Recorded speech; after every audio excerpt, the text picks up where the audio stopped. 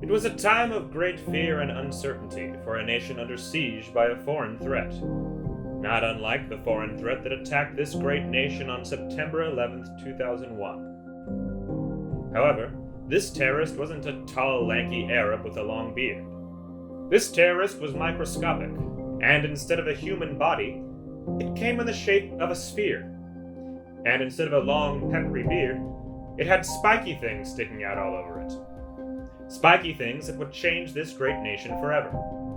This tiny terrorist had a name, and that name was Corona, or as nerds called it, COVID-19.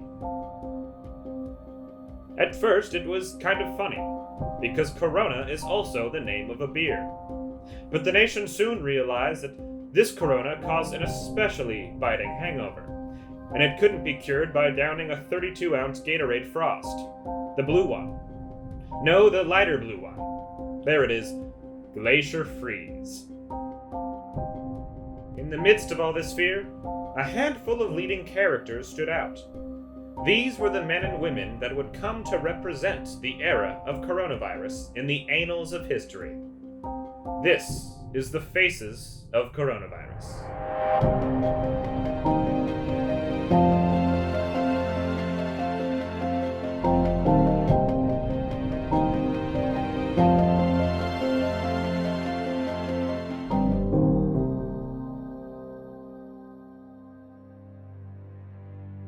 First, we have former Vice President Mike Pence. Pence, with his snow-white Ken doll hair and his focused furrowed brow, was put in charge of the coronavirus task force. And thank God he was.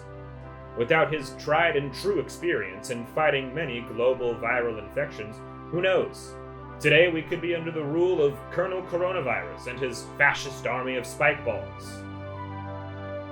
Then there was the nation's doctor, Anthony Fauci. Americans were reassured every time Dr. Fauci, or the Fauch as he came to be known, would speak.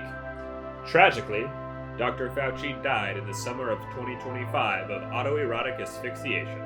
Though Dr. Fauci was a source of calm for Americans during the pandemic, he was often upstaged by this woman, Deborah Birx, and her Technicolor shawl she bought on a sister's trip to Bali.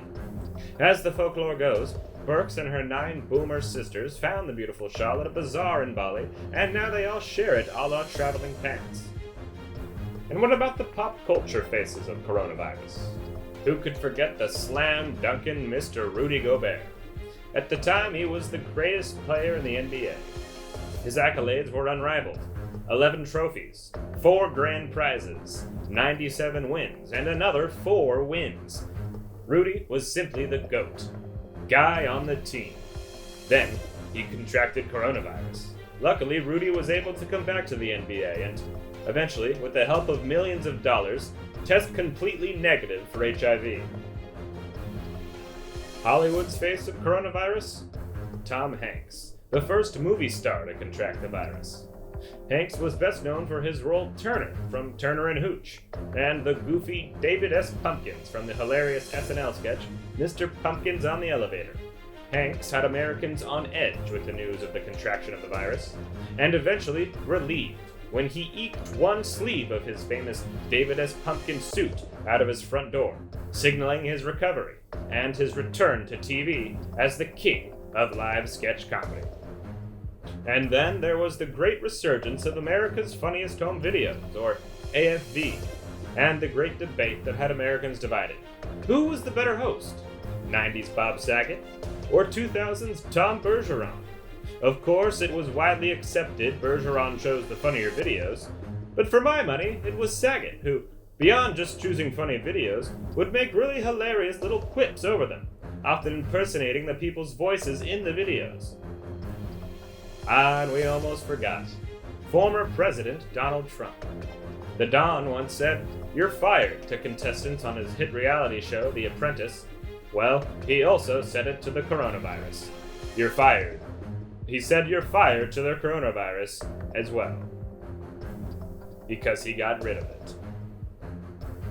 And the virus packed up his bags and did a little exit interview in the limo as the credits rolled. Well, that about does it for this special of Faces of Coronavirus. Make sure to tune in next week for Faces of Faces, where we talk about all the famous faces of faces.